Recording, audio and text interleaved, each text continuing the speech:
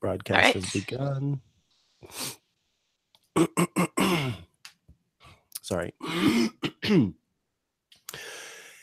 It is Friday, September 14th, 2018. I'm Micah Sargent, and right now you can probably imagine what we're going to talk about because the Apple event just happened. Pre-orders have begun because this is the iMore show, and we're so excited. Joining me this week is, of course, the cornerstone of the very iMore show itself. It's Lori Gill, freshly back from Cupertino. Yes, just freshly back. I came back yesterday, actually. So actually, I came back on, I don't even know my days anymore. Yeah. This week has been so crazy. I came back on Wednesday night. But it's been a whirlwind of an adventure. Yeah, I can imagine. And like what you just touched on, for some reason, and I think I saw some other people talking about this, I did not put two and two together on it being Thursday night, technically Friday morning, that the pre-orders begun. So I thought it was like this evening. Weird. So did you make it? Did you get up in time and everything? Did you figure it out? Yeah, we will talk about that. I am very sorry. I want to go ahead and also welcome Georgia Dow. How are you today, Georgia? I'm good. I don't know what we're going to be talking about, but hopefully there'll be enough Apple news to fill a show. No, it feels like it's been a really slow week, right? Yeah. Not much really happening. So let's go ahead and break into it. We'll sort of go around and talk about what our pre-order process was like if we chose to pre-order, and also if you've got some insight on fellow folks, like if Georgia, about whether Renee did some pre-ordering and whatnot. So Lori, we'll start with you. Okay, so I have written a very comprehensive guide to how to prepare for the pre-order process, because this is the best way to do it. And it involves, it's too late for anybody right now, but it involves, favoriting the items that you want to buy ahead of time, deciding, which carrier you want and which process you're going to go through, whether you're going to go through the Apple Web Store or the Apple Store app or through a carrier. So it's a really great guide. We'll link it so that, next time you want to pre-order something, you actually can read that to get your advanced preparation for it. But because I prepared ahead of time for it so well, my pre-order process was better than it's ever been. Mm-hmm. I logged in and the site took about maybe 2 minutes to load. So it was supposed to load at 12:01 Pacific time, which is my time. I only have to get up at midnight or stay up till midnight. So it's a little easier for me. So it loaded at about 12:03. So I was able to log in pretty fast. I immediately grabbed the watch, grabbed the phone, hit buy, done. It was a super smooth process. It's never been that easy. There's always been hitches.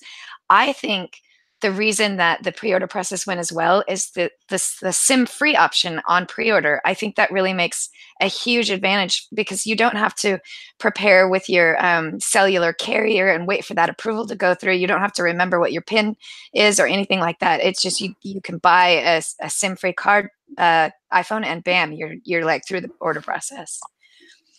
That's awesome. For me, it was about because I went through and favorited and did all that kind of stuff. But then you forgot that it was last night. Yeah. Well, it was earlier in the day on Thursday that I had that realization. So it was like going into Thursday, I was thinking, oh yeah, because I think I may have even said in our group chat that we all have, I was like something along the lines of like, tomorrow I'm going to have to do da-da-da-da-da. And technically midnight is tomorrow. That's but true. Usually when I say tomorrow, I'm talking about, the next morning. Right. Yeah. So maybe no one like picked up on that, but I was completely convinced that it was going to be this evening that I was going to need to be up at 2 a.m. in Central Time. But it was last night. I did come to that realization later in the day because people started talking about how they were getting ready for it. And then I was like, oh, right. Friday. Right. And I honestly, I was thinking about not getting one this time. I talked to my pal Joe yesterday for Unhelpful Suggestions podcast, and excuse me, I really love the iPhone 10. I really, really love the iPhone 10. And when I got the iPhone 10, it felt like it's a whole new world, a dazzling place. It was exciting and it was fresh and it was different. And I genuinely enjoyed it so much that having the feelings that I had about the iPhone 10, the 10s doesn't do anything extra special that makes me feel that same way. And so this is the first year. Every year I've always been, I'm going to get the new iPhone no matter what. But I've been sort of blah about other things. I might not upgrade the iPad Pro. I might not upgrade the Apple Watch. I might not upgrade this, that, and the other. But iPhone always. This was the first year where I felt like, I don't know if I'm going to get this. And it was getting closer to be time. And I've actually, on top of which I'm sure we'll talk about later, on top of having to go to the hospital earlier in the week, I've also been getting sick. I'm very congested right now. And so I took some medicine. And I was not paying attention to the fact that it was the sleepy version and not the regular version. Oh no. I talked to somebody the other night that did the same thing. That's awful to accidentally take the sleepy version of it. Oh, no. Yeah, so it was like 120 or something like that, and I had taken it a little bit earlier. I started to feel really sleepy, and I was like telling myself, you really don't even need this. Like, do you really want this? So I don't know how much of it was the medicine sitting on my shoulder whispering in my ear versus me just not wanting it. But I was able to, I didn't try to stay up. I literally was just lying down in bed because I knew that, if I did fall asleep, then I would be fine because I needed the sleep. But anyway, laying in bed, didn't end up falling asleep. Opened up the app, and about 10 minutes afterward, actually, because I kept going back into it, but it took that long. But about 10 minutes afterward, it popped up, and I just hit next, and it went through the whole process. So I have the silver iPhone 10s Max with 256 gigabytes as the one that I ordered. And that's it for now. I'm eyeballing the Apple Watch Series 4 for sure. Again, we'll talk about that a little bit later, I'm sure. But the features that it has now are directly relevant to me. So it would be pretty cool to have. Georgia Dow, let's hear from you. What did you pre-order, Georgia? I want my hands. I haven't pre-ordered anything yet because I want to try. I'm thinking about, as we spoke before, I'm thinking about going full max. Yes. And I'm leaning towards that, but I also am really comfortable with my 10. And so I want to feel it. I want to see what it looks like and feel it and see, is it too big? Is it going to fit in my purse? What is it going to look like? Am I going to get a lot of benefit from it? The watch I am probably full in on, though. Yes. Which size? Watch. You know what? I was thinking about also going big on the watch, and I wanted to talk to Lori about this because I'm thinking the bigger screen size, but my little tiny wrist, but the bigger screen size, even bigger than bigger. And I'm like, I could steal Renee's bands. I know. Oh, yes. See, that's the thing. That's the reason I wanted to get the smaller one, but the bands, I have the bigger bands. I wanted to go bigger, and I'm like, ooh, more bands. Yes. I know you could steal from Renee. So that's something that might be too large. It might be like wearing a watch on my wrist to me, and the smaller still has a bigger screen size. 33%. That's pretty big. Yeah, it's when you look at them compared to each other, it looks a lot bigger, even though it's actually just a little bit bigger. They just sort of stretched it out just a little bit. Mm-hmm. But I did want to talk to you about that specifically, the fact that the watch is larger, the casing is larger, so you'd be jumping up to 44 millimeters from your 38 millimeters. Yes. The interesting thing though is it's a lot thinner. So you don't have the bulk on your wrist. It's there, but it's flat. Mm-hmm. Which we had talked about. It was one of the things that we wanted, right, Micah? Being able to put it underneath. It's a little bit thinner. Maybe it'll fit underneath the sleeve. It's it's noticeably thinner. It really is. Tweet that we saw where you can see the difference. So I talk about I do have monster hands, as I've talked about before, but my wrists are very not thin. Very yeah, they're thin. Thank you. Right. Thank you. No, they're thin.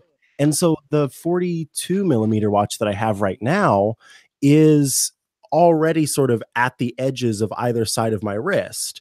And so if I got the 44, it's going to be even bigger, up on the width of my wrist. And It's actually it's more like it's wider, not longer. The length. So I use the terminology incorrectly when we're talking about a square, but the length is minuscule. It's actually white. It's got a larger, wider girth. So think about that. That's good. Yeah. Yeah. If there's somebody posted on Twitter one of those sort of illustrations of the way the different sizes are matched up against each other, and it gives you an idea when you look at that.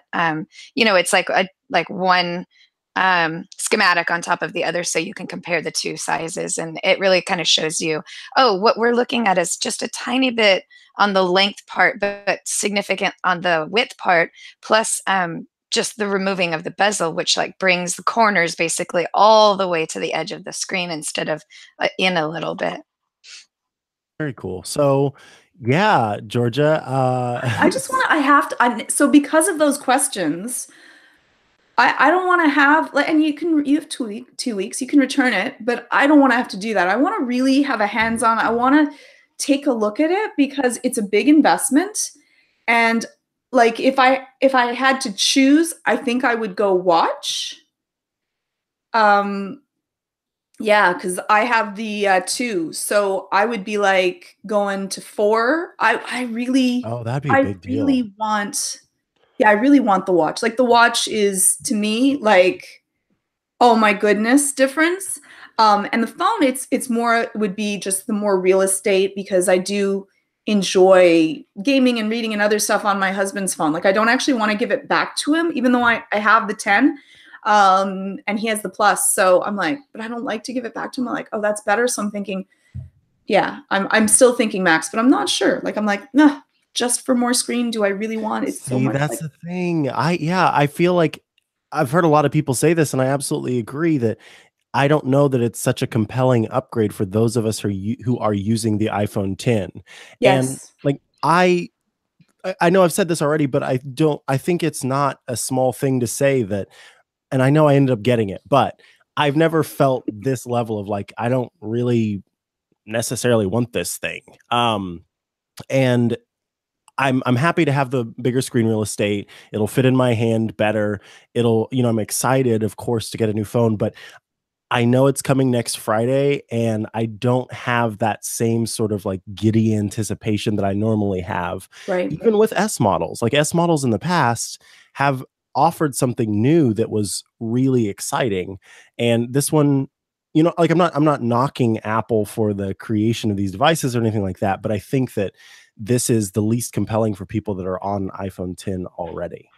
Yeah, it does seem like the 10s and the 10s Max are sort of meant for people who didn't get 10 last year. And I mean, that's very normal and very typical for a S upgrade. Their specs aren't as major. The design doesn't have that much of a change. Usually it's a better chip, better camera, better features for the camera, which is exactly what this S model is. It's a half step upgrade, but a significant one if you are coming from a 2-year ago phone, or even 8 to 10. It's a significant upgrade. So it makes a lot of sense if you already have a 10 that this maybe isn't quite the upgrade for you that you'd be willing to wait on. You have to admit, though, that customizable depth of field, I'm using customizable, but the wording I'm thinking of is you can kind of increase or decrease the bokeh effect. That's coming on the new iPhone 10. Am I the only one that did not know that's how it was spelt? Am I the only one? Yes. Okay. Because I was like, oh, is that how it's spelled? I'm like, It's actually, I'm the exact opposite. I used to pronounce it bokeh until I heard Renee call it bokeh, and then I realized, oh, okay, that's actually how you pronounce it. So yeah. But I also noticed that Phil Schiller pronounced it bokeh up on stage. So maybe we've been pronouncing it wrong. I don't know. Maybe it's like tomato. Everything is okay. Yeah. But even before that, can we talk about the cute little tiny intro that started off the event? And like, I'm a little bit shocked and excited that Tim kind of added to some of the hype he put a little tweet out before the event that was like, no, who can get it here quickly? And then deleted the tweet I to didn't make see it that. even more. Oh, you did. Oh, Micah, it was the funniest so thing. Cute. That makes me sad. I didn't see so that. Cute. So Tim tweets out this tweet. He tweeted out at on the 12th. He tweeted at 9:49 a.m. He tweeted out, "No, who can get it here quickly?" with a little question mark. And then he deleted it shortly after. Make it all That's incredible. Good for him. Something happened, and then the event starts with this Mission Impossible opening with this woman going through Apple Park, trying to find the way to it using Siri. Absolutely adorable, and she's got this silver briefcase. If you haven't seen it, she's got this silver briefcase that everyone's like, oh my goodness, they need to get it there right away. And it slides and it goes through the door, and she's running over tables, and she's looking great while she's doing it. And then it's just the clicker for the event itself. It was not actually any of the iPhones. And I was like, oh, it's just the clicker. It was so cute. I thought it was going to be, and I was hoping it was going to be Federighi's comb, like, because they always joke about his hair. And I thought it'd be so funny if it was Federighi's comb. A gold comb? Yes. That'd be so cool. There were definitely also a lot of tweets during that video of people wondering what was in the box. That was like a very clever way to get us talking about the first couple of minutes of the event, for sure. Yeah, and I've come to, some people are always down on those videos, but I've really come to enjoy them. I think they're fun. They're really, I have to say, it was really well done. It was really, really cute. It was fun. The music was great. I think the music in the entire event, though, was really spectacular and added to I think this event had the best music than any of the Apple events so far. Had a little bit of like an African feel to it. It had a really strong beat. I was like dancing around while I was listening to the music. That's not a difficult thing to notice for me. But I was like, that was really, really good. So I thought that it started the tone for the event and just got us kind of excited right away from the beginning, which I liked. Yeah, I definitely agree. Even before the opening intro video clip, I was bopping along to the music, and don't hate me for this, but I don't usually like the music that plays at the Apple events. I find it to be a little meh. And this time there was definitely more energy to the playlist. There we go. Rockstar Lori says yes to it. Yeah. So if Lori likes it, they're going in the right direction.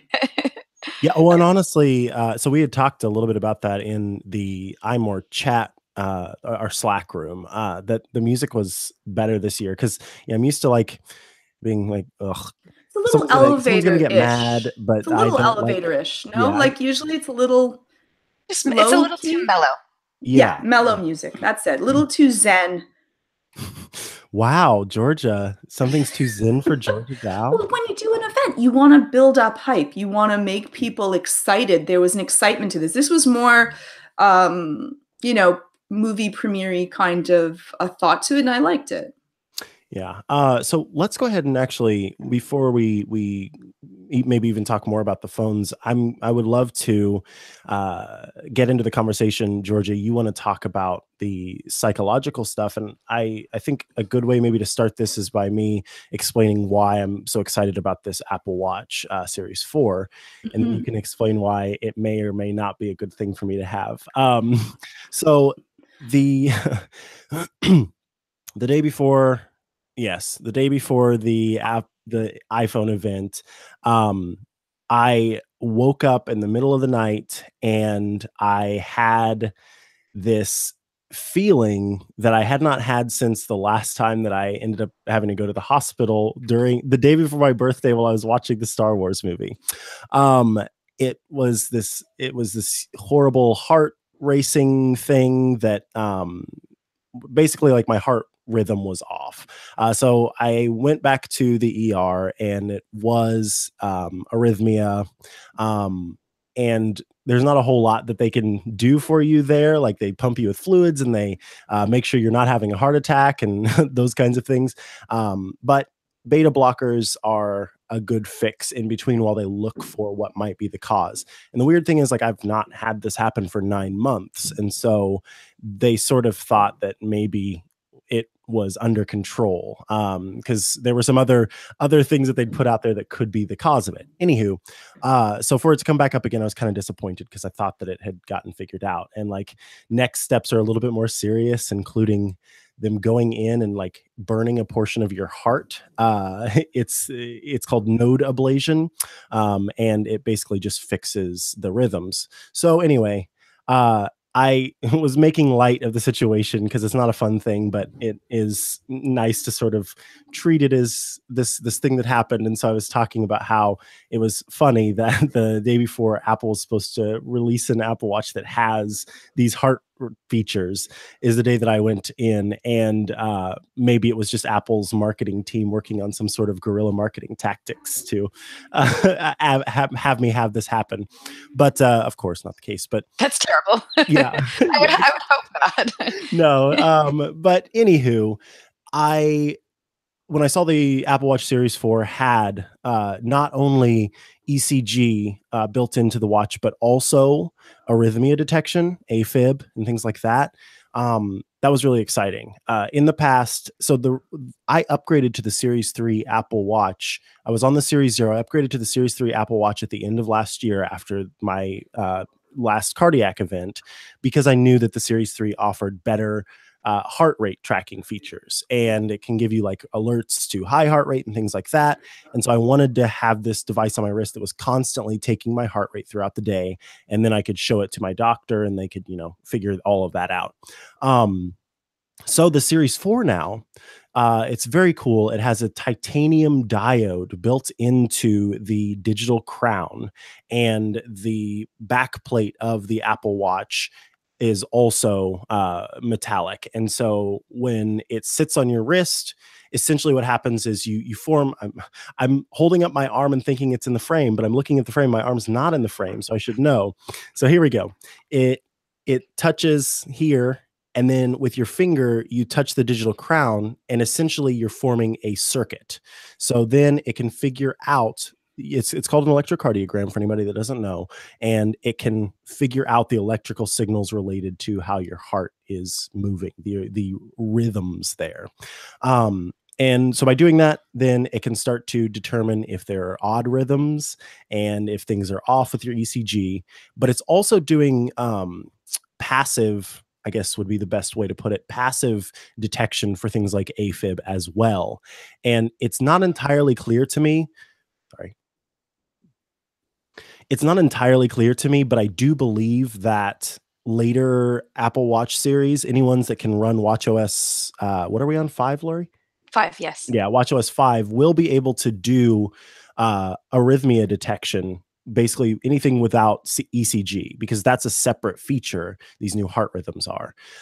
So anyway, all that's to say that I'm very excited about these new heart features of the Apple Watch, and I'm sort of like hovering over, do I need to make this purchase? Do I not right now? Because I do think that it could potentially be beneficial to me. But Georgia Dow, what are the ups, the downs, the pros, and the cons? Tell us all about the psychology. Right. So with my people that are dealing with health anxiety that is related to their heartbeat. So there's many different types of health anxiety, and that is you worrying about dying and trying to do the best so that you don't die, which sounds like a good thing, unless you do that so much that you can't really live. It can take over your life where you're constantly checking. I have 2 people right now that are heart rate checkers. They often have apps on their phone, or they manually check their pulse to see how fast or slow is it beating. Many of them have dealt with arrhythmias actually in their past, so similar case to you. And it is kind of taken over. I have some people that have checked 20 to 30 times a day, and another that checks actually more than that. And so the treatment to that is to start to trust your body and not have to check and get numbers constantly. So I've had them delete the apps that they use to check that. And the watch, unfortunately, feeds that anxiety. Whatever you feed gets worse. And so if this is constantly checking, and you can now take a look constantly at what your heart rate is at, that could actually increase your levels of health anxiety and make it worse rather than better. Plus, I don't know what are the rates for false positives, because I would assume that the watch, and I might be wrong about this, but the watch would be, it's better to be safe than sorry.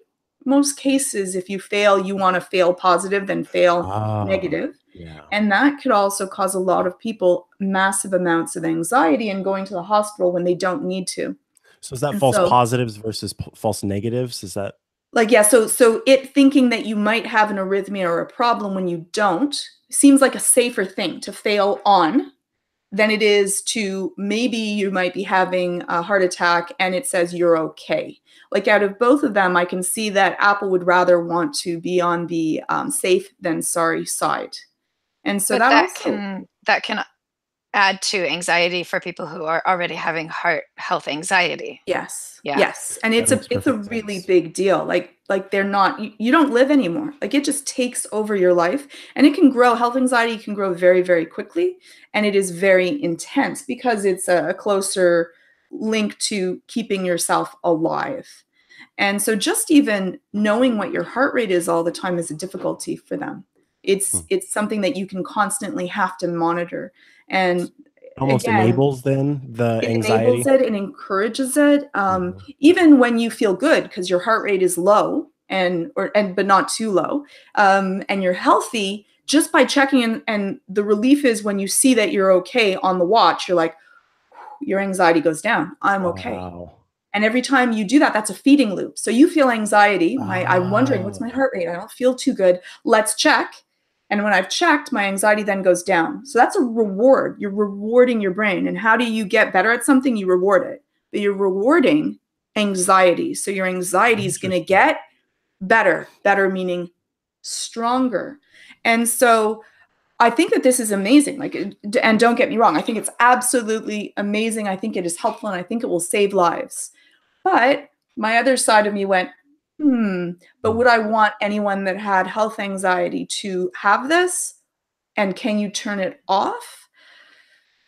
And should you turn it off? I don't know. I have a little bit of a secondary thought to that, because it could make things worse instead of better for anxiety wise, which again, most people will be like, I don't, it's hard to understand that. But when you're dealing with someone that Hmm. really is checking constantly, this is another alert that they would be getting.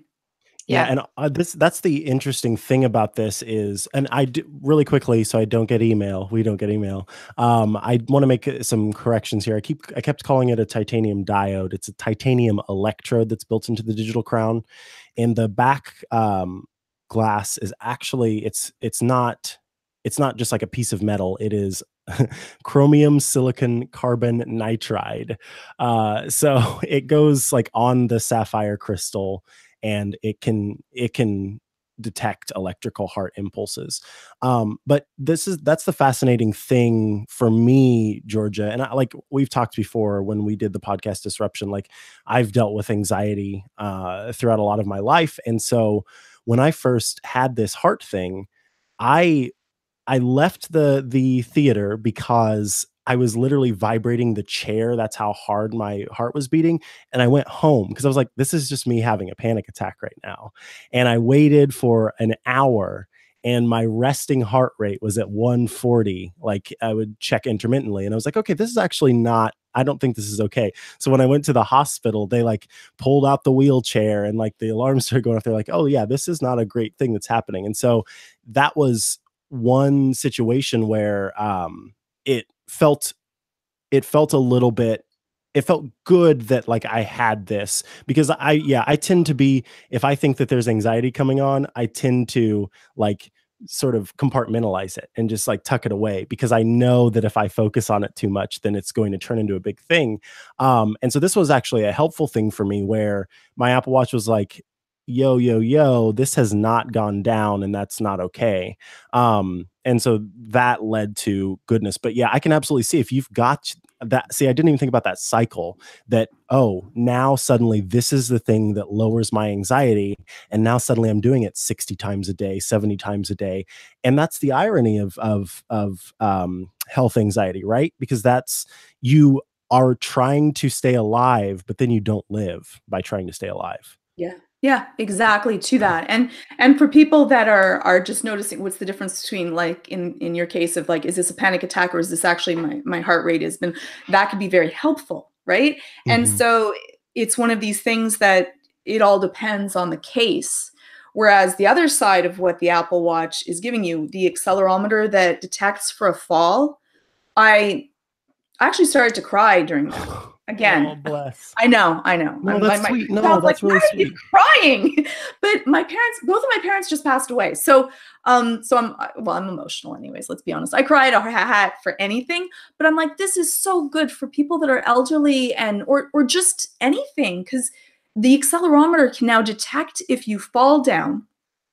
And if you have a hard fall, it'll say, "Do you want me to send emergency services?" And I'm like, and I said to myself when I was watching it, I'm like, yeah, but like, what if they don't respond? Like, if you've fallen down hard enough, you might not be conscious. And it went, after Here's 60 seconds, I'm going to yeah. cry again. It sends a notification and sends alert. I was like, oh, it's going to save so many lives. And that was it. I'm crying again. But it was Oh. because my father had a fall, Mhm. and he was laying there for a really long time. That's horrible.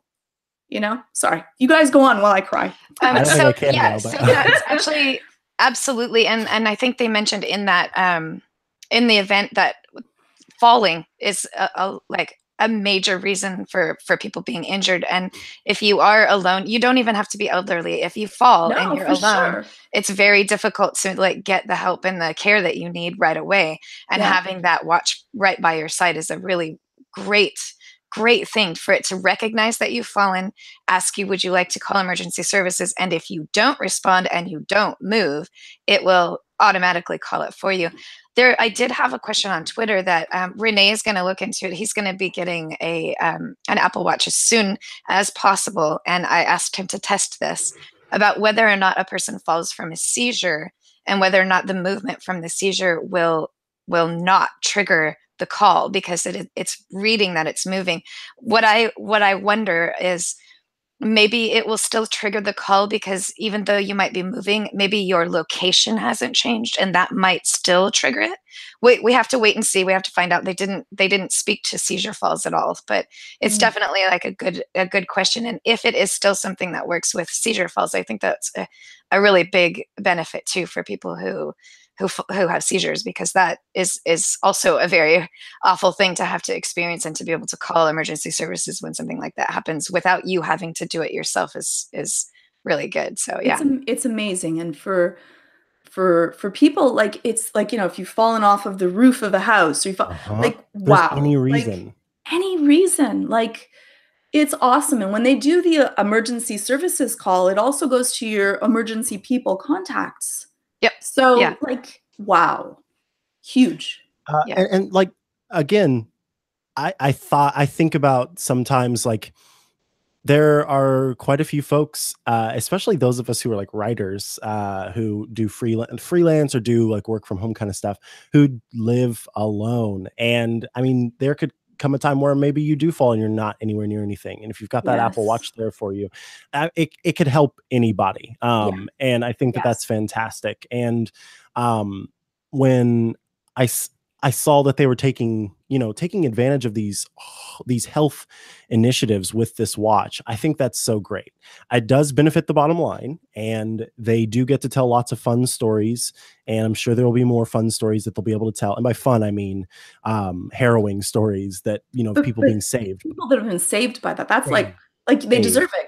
Take my money. Yeah, Yeah. exactly. Keep me That safe is and take my exactly money. how I feel. Like Yeah. I'm not Yeah. bitter about it all because I think it's fantastic. Yeah. I do want to note something. I think that we've done a very good job as like iMore has done a very good job of this, but I have seen some outlets mixing up terms for what the heart features on the Apple Watch has and doesn't.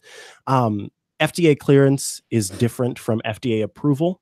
And what that means is that FDA clearance is sort of like, hey, you can go ahead and put this out there, and these are like lower risk products. So these aren't products that are necessarily going to like hurt you, but they are like, there's no risk to sort of having them. And so they get FDA clearance to this. And in fact, I'm going to read a little bit here. The Apple Watch is a class 2 FDA clearance product. Now, class 1 and class 2 are lower risk. So a class 1 product would be like a tongue depressor. The FDA says, hey, this gets a clearance. It's fine. You can use this. But the class 2, right?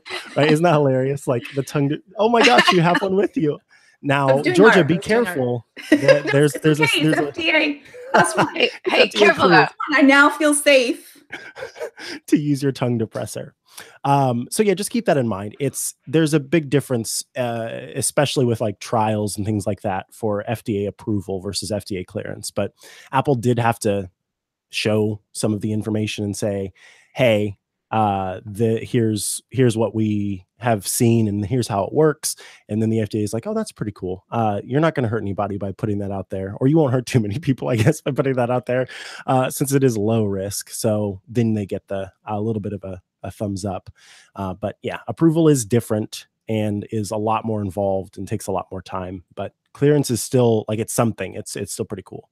Yeah, I think something important to mention with the fact that they have FDA clearance is basically, it isn't, a medical device that is going to stop issues or stop problems that you have or anything like that. But getting the FDA clearance like that, I think helps someone like me, someone like you, we can feel confident that some research and some work went into checking to see that this information is going to be beneficial to people who use it, that it's not just, incorrectly reading the information, that it's, doing a good job of correctly displaying the information, and it's not going to be confusing or misleading to anyone who uses it, hopefully.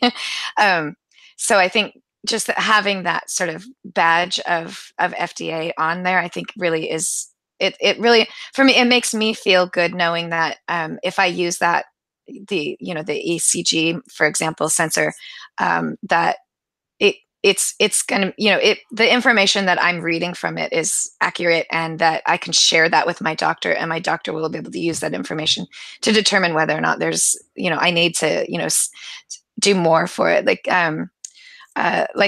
Micah, you're saying that, if you're constantly, or not constantly, but if you're regularly able to check your heart rate pulses, and that information is just constantly being saved in the health app for you, and then you go see your doctor and maybe you've been checking it every day for a month, then your doctor can make those comparisons on that PDF that you've shared with them, and be able to see throughout the month what your heart rate has been, and really be able to determine whether or not what you have is atrial fibrillation, or if it might be something relating to anxiety, or something even completely different than that. And again, or if it's getting worse or better, like it's a wonderful thing to be able to have that information kind of tracked, and you don't have to do anything, that it's kind of passively being kept. Because if I had to click, send, like save, I wouldn't do it. I know, even if it was for my health, maybe it was for my health, but I might not do it. But this is just passively kind of happening every time. And that's a wonderful way of being able to keep that information. Definitely. And it's not a ECG monitor that you would go to your doctor and have all of these pads put all over your body and you lay there still for 30 minutes. It's not that. It's not as intense as that. But at the same time, it's very helpful just for the ability to track it. That's not something a doctor can do. You can't go to your doctor every single day. Well, in some cases, people do have to do that. But if you're in a situation where you aren't at that stage yet, and you just want to kind of keep track of your heart rate and your heartbeats and whether or not they're happening regularly or irregularly, you don't have to go to the doctor every day and have yourself hooked up to a machine for 30 minutes and jog and all that kind of stuff. You can do that on your own at home. You can track that information and then present that to your doctor so that they can then determine whether or not there are steps to move forward with the situation. So I think it's really good. And I do think the FDA clearance is very helpful in our ability to trust the information that we're receiving, that it will get to our doctors and they'll be able to understand it and read it and use it to help us. And it's still kept with the privacy Of you Yes. don't have to So worry, important. right? There's a secure enclave. It can go to who you want, but it's not that you have to worry as well. So it's tracking all of this information. But and again, trust is a scary thing, but I trust that Apple takes really good care of my privacy, so I don't feel bad giving Apple that information. Yeah, and I do want to note too.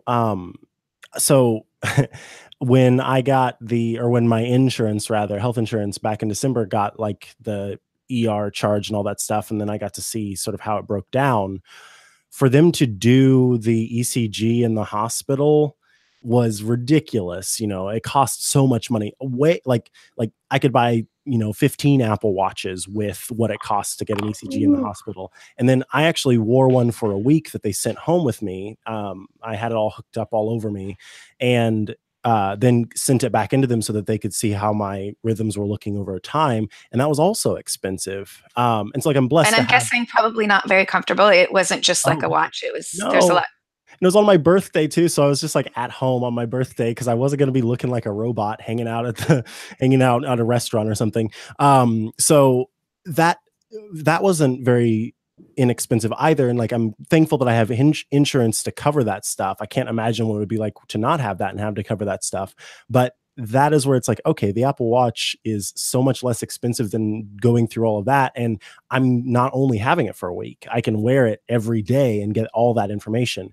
And last thing I want to touch on with Apple Watch, unless you either of you have more to say, I just want to talk about the what am I trying to say? The clearance is not just what we talked about before, but you'll remember that they said de novo. And this is a fascinating thing that Apple has achieved here. De novo means that this is a new device of its type, a new medical device of its type, never before released direct to consumer product. And so they, like, now with the FDA, like they have that claim that they have released the first deal that does this. And it also will serve as a predicate for new medical devices. So the FDA can kind of say, hey, here's precedent. Here's this thing that exists. Other people need to, if they want to make devices like this and get classification, then they need to base it off of this. So I kind of like that Apple and this device is serving as the foundation for future wearable ECG devices. And I think that's pretty neat. Yeah, leading the charge. That's great. Yeah. And there's a little bit of an electrocardiogram pun in there, leading the charge. That wasn't even on purpose. Yes, it was. She'd planned that. Yeah, you meant that. You meant No, it's kind of fun when the puns aren't intended. Well, before we move on to the next thing, I do want to tell you folks about our pals. That's a new word, about our pals at Thrifter. Thrifter is, of course, a way to save money on everything from gadgets to home goods. You're shopping based on value, not hype. You're getting the good deals, not those fake deals that are just trying to draw you in. If you sign up at thrifter.com, you're going to get thoughtfully selected deals from places like Amazon and Best Buy daily, sent directly to your inbox. It's all the stuff, none of the fluff at thrifter.com. And I think Lori is perusing over the Thrifter site right now to tell us about a fun deal to check. Well, you can get an Apple Watch or you can get an iPhone. There you go. No, wait. Sorry. We're doing Thrifter. Yes. Do you need a really comfortable gaming chair? Because if you do, Animal Crossing's coming. I need it. Oh, right. Oh, and sitting on a gaming chair playing Animal Crossing. Yes. I can't wait. Well, aren't we going to be playing the Galaga, the 3D? Yes. Are we all going to do that? Like, that is, like, Yes. you guys, Oh, yeah. like, shouldn't we be doing that on the show, like, right away? Yes, And we should that's be true. doing it sitting in this recliner Nice. computer chair, which is normally priced at $154. It is down to $109. And that's a pretty good price to get a discount off of a really nice looking recliner computer gaming chair. It looks pretty comfy, actually. Awesome. Yeah, we'll have to. I'll have to get that gaming chair probably. Well, I'll think about it. So thank you so much, Lori. Of course, again, that's Thrifter, a way to save money on everything from gadgets to home goods. If you don't want to sign up at thrifter.com, you can also follow Thrifter on Twitter at Thrifter Daily.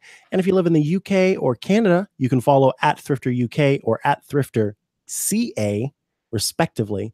to check out deals just for you. Thanks so much to Thrifter for sponsoring this episode of the iMore Show.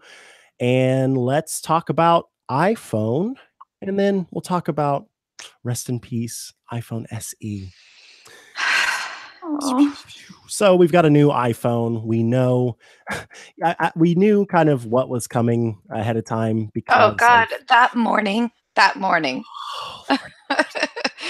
Oh, my heart sank for everybody at Apple that all of that information was leaked out. Oh. In clever ways too. Like, every time this happens, people kind of get a little mean about like, this person's going to get fired and this, and it's like, I just don't think that you can prepare for every possible situation. And it's one, Apple is a big company with a lot of money, but in the grand scheme of things, it's a whole heck of a lot of people. And then it's Apple, and everybody's sort of paying attention to different ways to get access to that stuff.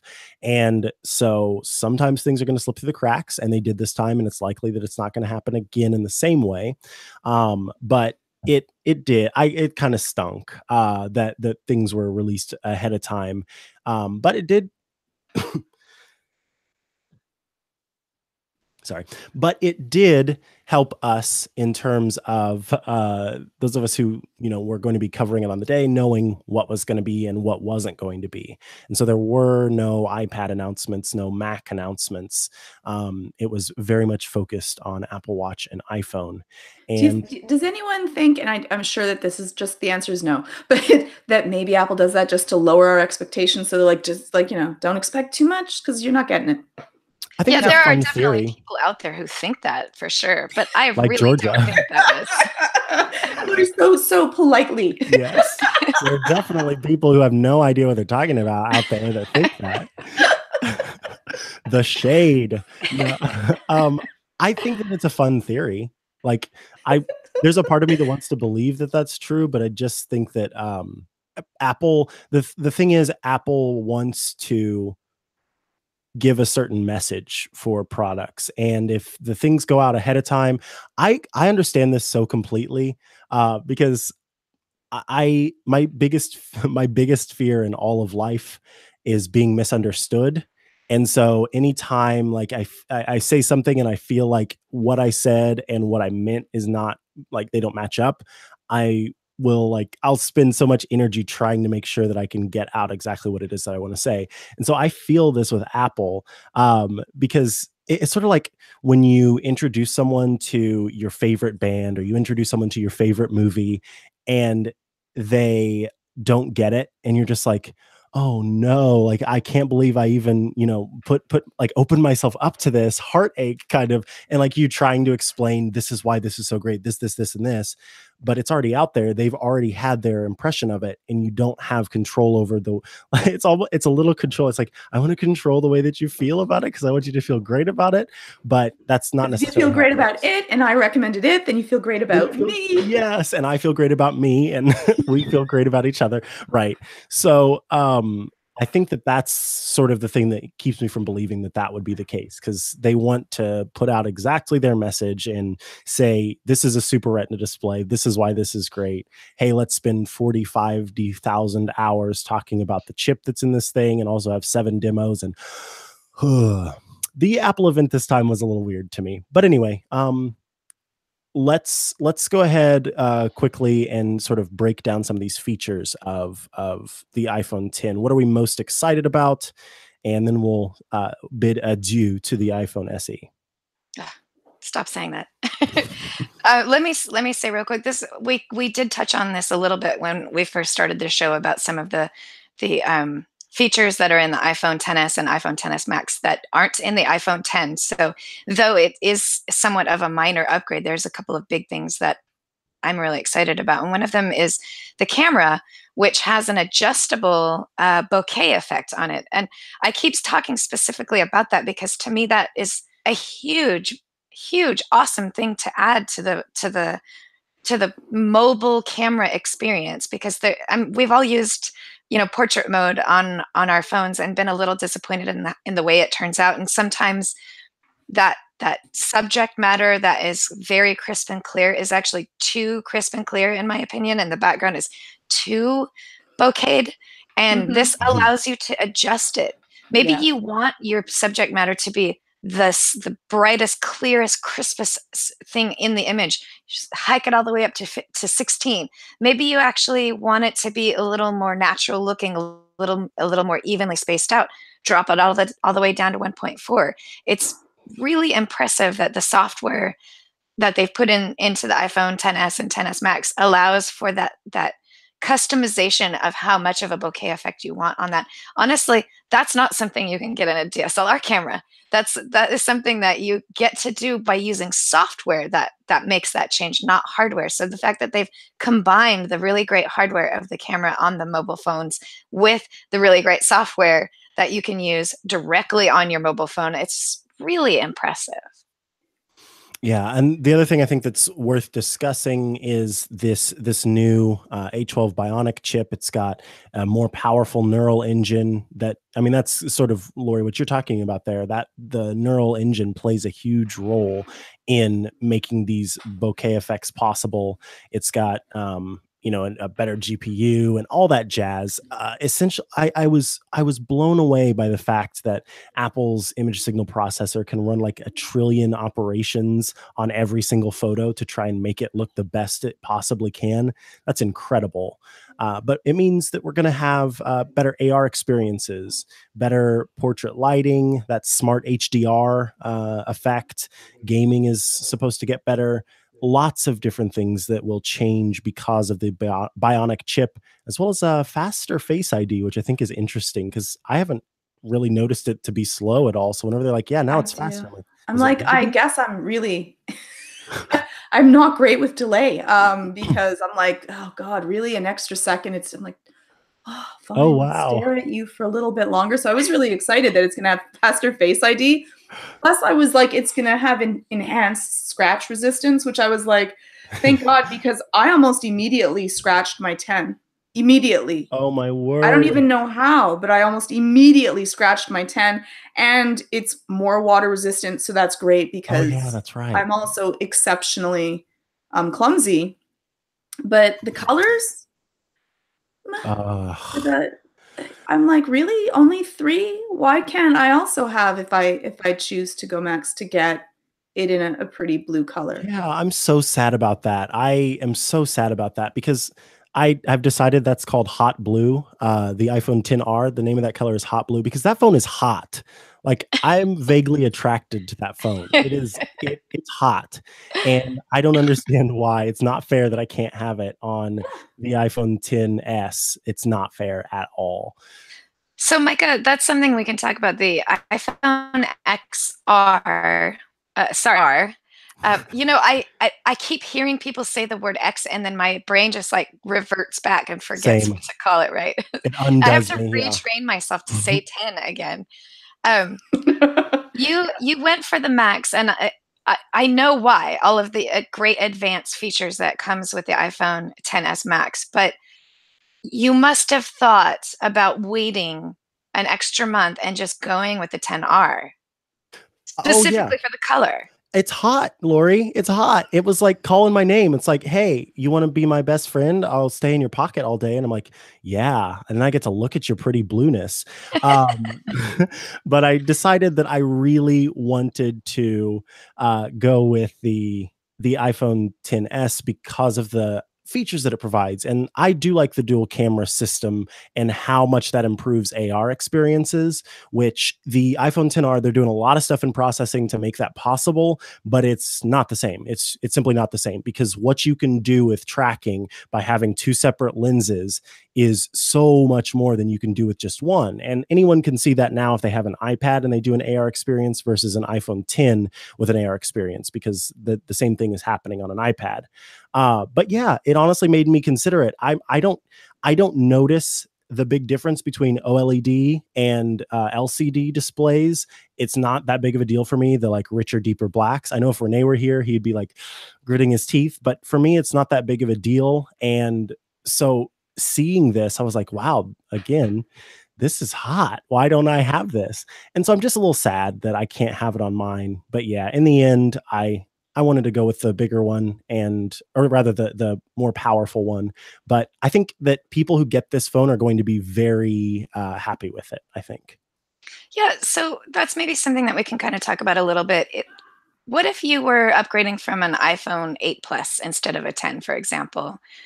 The features that come with the 10R, do you think upgrading from a 10 Plus, sorry, upgrading from an 8 Plus to a 10R, is that a good upgrade or is that a lesser upgrade? There's a lot of features on the 10R that are actually better than the 8 Plus. They are really significantly, they're really good and they're really going to be a benefit. For example, it does have the true depth camera and Face ID, which Hmm. iPhone 8 and 8 Plus do not have. But it doesn't have 3D touch, which is Correct. kind of insane to me. It has haptic touch the way your trackpad does on your Mac, but it doesn't have the 3D touch that even the 8 Plus has. So I think that's an interesting um, drop in that feature that I think is unusual that they didn't include with it. Obviously, price was very important in factoring into this phone, so that it's a really good reason to keep the price down. But is this an upgrade from the 8 Plus or not? Yeah, it absolutely is. And the reason why I say that, well, it depends on what you're after. But if you care about having more screen real estate, then yes. There's actually a page right on Apple's website. You see the iPhone 10R right next to the iPhone 8 Plus. The iPhone 8 Plus is like this is the screen. The iPhone 10R goes edge to edge, so you've got that much more screen available. And then the iPhone 8 is way smaller than the iPhone 10R.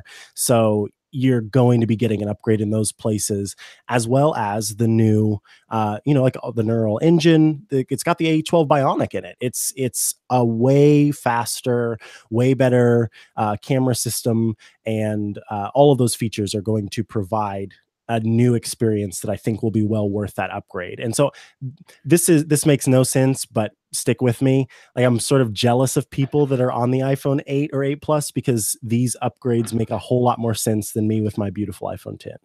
And you That's a don't good get the point. pretty colors, which is the worst part. Don't remind me. It's hot, Lori. I'm mad. uh, So Lori, though, they are also getting rid of some things. Yeah, so I'm going to talk about this real quick because we are out of time. But let me just pour one out from my iPhone SE because not only did they not upgrade it, but they've pulled it. You can't buy it in the Apple Store now. I'm pouring out some And coconut water for it. yeah, please Oh. do, please do. If I had myself some vodka or whiskey, I would be pouring it all over my MacBook Pro right now because of the sadness. I mean, if it's not in the store, they're done. They're not bringing this baby back. They're not bringing back my little tiny 4-inch form factor. And maybe we'll see something in the future that is smaller, but not as small. But that's it. Goodbye, SE. I loved you. You did me well. You treated me well. I still have my SE, and I will love it forever. But they're not going to upgrade it. They're not going to give us another 4-inch form factor. And honestly, when I saw that it was going away, I can't remember who said it first. I was like, "Oh, Lori," because like me and my monster hands are fine, but I understand the iPhone SE. It's Me a and good my phone. tiny back pockets are very sad. So are you gonna hold on to the phone to just use it every once in a while? Are you like, Oh what yeah, are your thoughts on that? You'll just I will use that SE. No, it hasn't been my main phone since I got the 10 because the 10 is, though still in my opinion too big, it is right. way more compatible with my lifestyle. So I haven't used my SE as a main for a long time, but I use it to put the betas on, or I'll switch to the smaller phone if I'm going to be out adventuring and I need to be able to have my phone in my back pocket or something on it. So I need a small phone with me. So I'll switch over to that, and I And will you do don't that. miss the screen real estate. So when I go to my husband's phone, who I think that he has my old Plus anyways, but he has that, I go, oh, I'm so happy to have the bigger screen. And then I feel bad going back to my 10, even though it's like awesome, like better in many ways. I don't have to press a button and I'm like, yay, I don't have to do that. For you, it's the opposite effect. Yeah, so I mean, I pick up that phone and go, "Oh, the screen is so small." But then I go, "Yeah, but I can hold it in one hand, and Right. it's totally worth it." So, Right. I've said this before. I have an iPad, I have a Mac, I have an iPhone. I don't need the screen real estate in the same way. I know a lot of people use their phones to do practically everything on it, but I have all the other devices to do those things on. So for my phone, I prefer it to be the most mobile device possible, not the biggest screen possible. And so, that's just the way the world is. I guess I'm just I'm where I say this a lot. The iPhone SE, the 4-inch form factor phone lovers. We are a small group, but we are a loud group. So everyone out there who loves the iPhone SE, you're my peeps. Yes, thank you, iPhone SE, for all your hard work. We appreciate you. We adore you. And you know who else we appreciate and adore? All of you out there who take the time to listen to us each week. We thank you so much. You're the best audience in the business. I want to thank Jim Metzendorf so much for editing this show. Georgia Dow, if people are looking for you online, can they find you online? Am I there? I'm somewhat there. You can check out Twitter. It's at Georgia_Dow. We have 2 new videos that are going to be coming out: conflict resolution and on emotional intelligence. Those will be out probably in a few weeks at anxiety-videos.com. And I'm around. I'll be on the show every once in a while. So Georgia, the next time I want to fight with you, I'll just watch your video first, so I'll learn how to fight with you properly. Yes, win-win. Those are the best fights. Emotional intelligence. That sounds. I might have to get that one. I'm excited to. It's I like these 2 last videos were pretty. I enjoyed them. I thought they were good, but I'm biased. So aren't we super feelers, Georgia? Didn't we? You and I are super feelers for sure. Yeah, that's actually we should do one on super feelers. Oh my God! Yeah. Ooh, okay, special. That'll be great. So, if Lori Gill people are looking for you online, that's where I was trying to go. My brain was like, no, we're not doing anything else. Where can they find you? They can find me at Appaholic on Twitter. That's APPAHOLIK. They can find me at Lori Gill and most of the other social things, and they can find me at iMore, where I am writing all about the iPhone XS, XS Max, XR, and Apple Watch Series 4. Excellent. If you're looking for me online, you can find me at Micah Sargent on most things. You can also head to chihuahua.coffee. That's CHIHUAHUA.coffee. It's got links to all the things I do. You can find us all at iMore, writing and videoing and doing all that jazz. If Renee were here, he'd tell you could find him at Renee Ritchie. I was going to say at Vector, but that's not the same thing. At Renee Ritchie, or you can head to vector.show to check out his videos and hands-on and all that jazz. Yes, and George is repping the Vector shirt. It looks so cool. T-shirts ever. I'm so happy. I made like a little motion graphic for him, and that ended up being the inspiration for that icon. Really cute. I actually said it. He's like, Micah did that. It's a really cute. Oh. Really cute graphic. I love it. It's cool to see it in real life. So thank you so much, everybody. We will, of course, be back next week with more, depending on when you're listening. I hope you have a great week or weekend. And that's been the iMore Show, signing off. Bye. Thank you.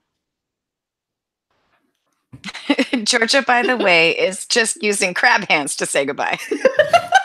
Is that what you did? I didn't see it.